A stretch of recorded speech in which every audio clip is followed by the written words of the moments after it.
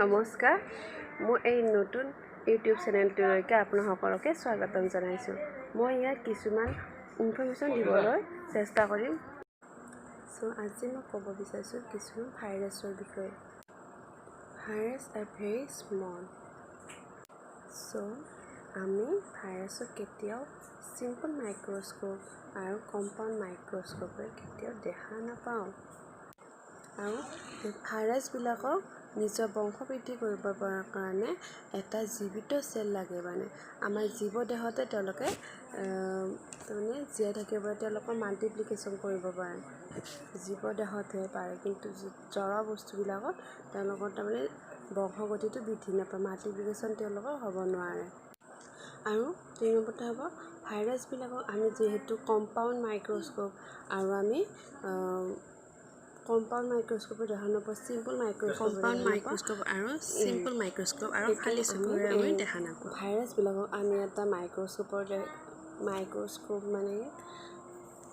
আমি ইলেক্ট্ৰন মাইক্ৰস্কোপৰ দ্বাৰা আমি দেখিব পাৰোঁ, কাৰণ এইবিলাক বহুত সৰু হয়, বহুত আৰু বেক্টেৰিয়াতকৈও ভাইৰাছবিলাক বেছি সৰু। সেইকাৰণে আমি এই ভাইৰাছবিলাকক আমি সদায় খালী চকুৰে নেদেখোঁ, কম্পাউণ্ড মাইক্ৰস্কোপেৰে নেদেখোঁ, চিম্পল মাইক্ৰস্কোপেৰে নেদেখোঁ, অনলি আমি দেখোঁ ইলেক্ট্ৰন মাইক্ৰস্কোপেৰে।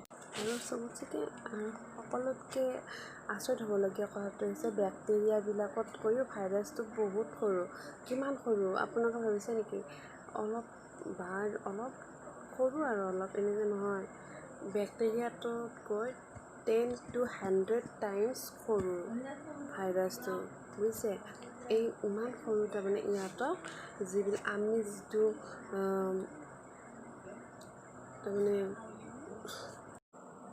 আৰু এই ভাইৰাছবিলাক আমি জুখিব পাৰোঁ, মিজাৰ কৰিব পাৰোঁ কিহৰ আল্ট্ৰাফিল্ট্ৰেশ্যন, আল্ট্ৰাচেণ্ট্ৰিফিউগেশ্যন এণ্ড ইলেক্ট্ৰন মাইক্ৰস্কোপৰ দ্বাৰা আমি ভাইৰাছবিলাকক আমি মিজাৰ কৰিব পাৰোঁ।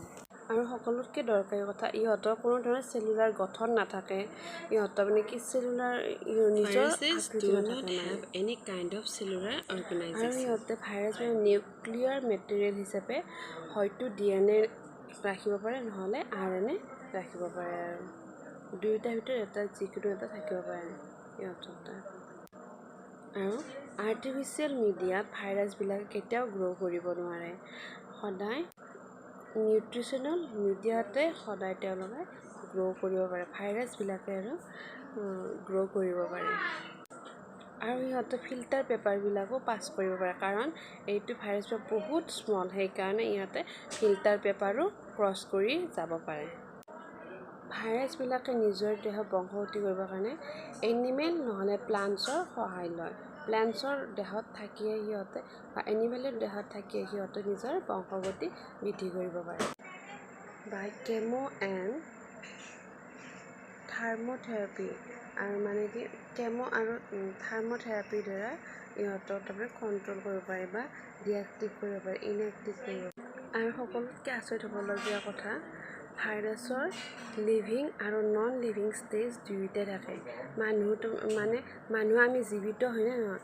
জীৱিত, প্লাণ্টছবিলাক জীয়াই আছে, জীৱিত, কিন্তু এই ভাইৰাছটো এনেকুৱা, প্ৰথমতে মৃত অৱস্থাত থাকিব, থাকি আকৌ সেইটো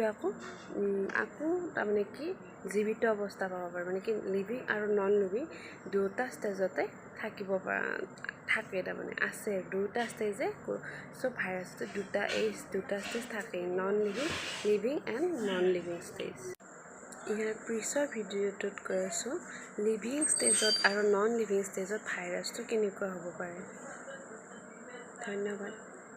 এই ভিডিঅ'টো চোৱাৰ বাবে সকলোৰে ধন্যবাদ। যদি আপোনালোকে এই ভিডিঅ'টোৰ পৰা কিছু অলপ হ'লেও ভাইৰাছৰ বিষয়ে জানিব পাৰিছে, তেতিয়াহ'লে এই চেনেলটো ছাবস্ক্ৰাইব কৰিব আৰু সকলোকে শ্বেয়াৰ কৰিব। ধন্যবাদ।